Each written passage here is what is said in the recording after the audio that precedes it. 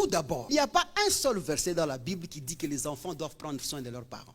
C'est ce qui crée la sorcellerie. Si vous trouvez un verset comme ça, amenez-le-moi. Elle me dira même, n'est-ce pas que la Bible dit, enfants, obéissez à vos parents si vous voulez vivre longtemps sur la terre. Et si vous voulez... Donc, le gars que nous avons enterré hier, il était obéissant à ses parents. Donc, tous ceux qui meurent jeunes, ils obéissent à leurs parents. Vous voyez le manque de suggestions en Christ. Vous voyez les insuffisances en Christ, comment ça fait.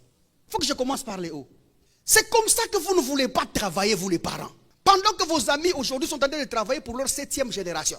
Toi, tu es là faisant plusieurs enfants, espérant qu'ils vont prendre soin de toi. Tu n'as rien, tu fais des enfants, espérant qu'ils vont prendre soin de toi. Réveille-toi un peu, mon cher. Tu n'as rien, mais tu appelles ton premier fils héritier. Il va hériter tes dents.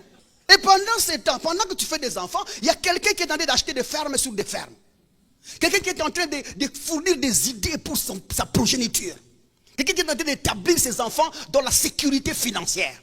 Il y a des gens qui travaillent. Des gens qui ont même pendant ce temps, il y a des gens qui ont déjà mis l'argent dans leur compte. Ils ont même déjà acheté un lopin de terre dans les cimetières. Ils ont dit, vous m'enterrerez ici. L'argent du cercueil est là. Mais toi, tu es là, espérant que les enfants prennent soin de toi. Tu as rêvé. Quel verset que tu as lu? C'est quelle Bible que tu as? Il n'y a aucun verset. Et la Bible est claire. C'est le supérieur qui bénit l'inférieur, pas l'inverse. Oh non, j'ai beaucoup d'enfants, ils vont me garder quand je vais. C'est comme ça. C'est pas je ne suis pas ton fils. Vous savez, cette forme de manipulation, ça vient des parents qui sont très faciles avec la malédiction dans leur bouche. Ils terrorisent leurs enfants. Ils menacent leurs enfants.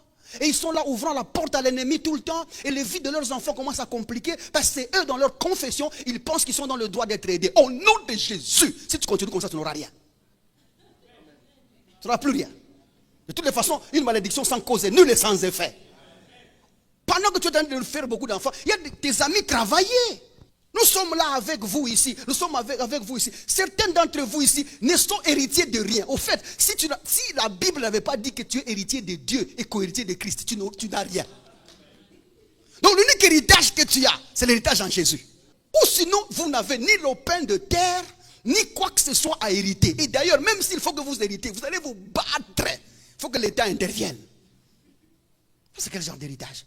Pendant qu'en ce moment, il y a des grandes familles. Regardez par exemple les familles Gates, les familles Hilton, les familles... Papa, vous entendez? Et ces gens-là continuent à travailler pour leurs enfants.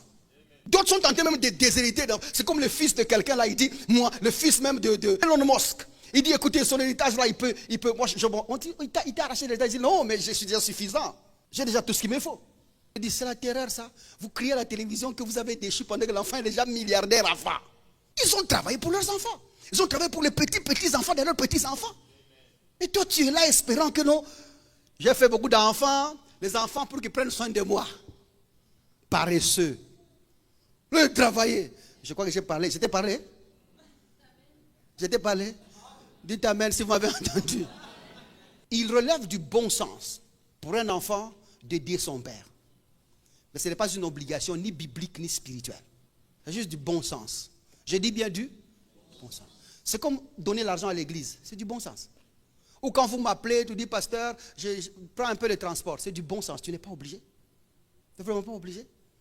Et le père et la mère dont on parle dans la Bible là-bas, obéir au père et à la mère là. Quel est le père et la mère qu'on obéit pour que sa vie se prolonge sur la terre? C'est ton papa là. Ton papa là, si tu l'obéis, tu vas vivre longtemps. Regarde d'abord comment il est.